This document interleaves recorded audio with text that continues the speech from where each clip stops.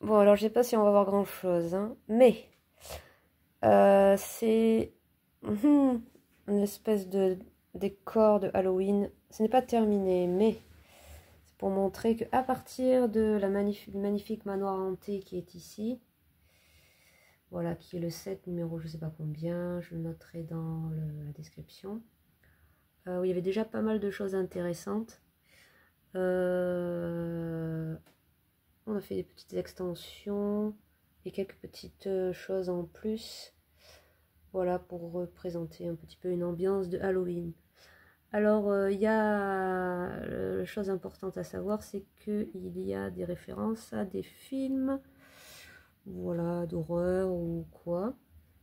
Je vais commencer d'abord par ce magnifique petit chariot élévateur qui est, appartient à rien du tout. En fait, si c'est un set, je ne sais plus lequel, je noterai aussi. Voilà, qui a été transformé et qui transporte un cercueil ici sur une palette. Voilà, il a été un petit peu arrangé pour l'occasion, n'est-ce pas? Voilà, bon, le cercueil est pas si mal. C'est très difficile de faire un cercueil avec le peu de pièces qu'on a. Voilà. Ici, on a l'entrée qui faisait partie du set. On n'a rien rajouté, je crois, à part un os. Ici, on a un petit garçon qui vient demander des friandises ou des sorts. Ici, nous avons la broyeuse. Donc, on voit que les personnes sont transportées dans cet appareil qui broie grâce à la force du vent. Et ensuite transformé en confit de personnes. Voilà, bon, c'est pas très gai, mais on est Halloween. Ici, nous avons la colline à des yeux. La colline à des yeux. Ou le buisson à des yeux, me dit Julie. Bon, avec un personnage qui n'appartient pas au set du manoir hanté. Et ici, on a Daryl de Walking Dead. On a quelques zombies, on en a un là, et l'autre, je crois qu'il est dans le cercueil, me semble-t-il. Oui, un zombie Octane. Le zombie Minecraft non plus n'appartient pas au set. Par contre, le squelette avec la lanterne, oui. Et le fantôme qui est sur le côté ici aussi. Et d'ailleurs, il luit dans la nuit. Les pumpkins, comment on dit? Les citrouilles non plus n'appartiennent pas au set. Alors, je vais essayer de déployer ça, ou je vais demander à Julie de venir, je ne sais pas, pour qu'on voit un petit peu comment ça se passe. Je crois que j'ai tout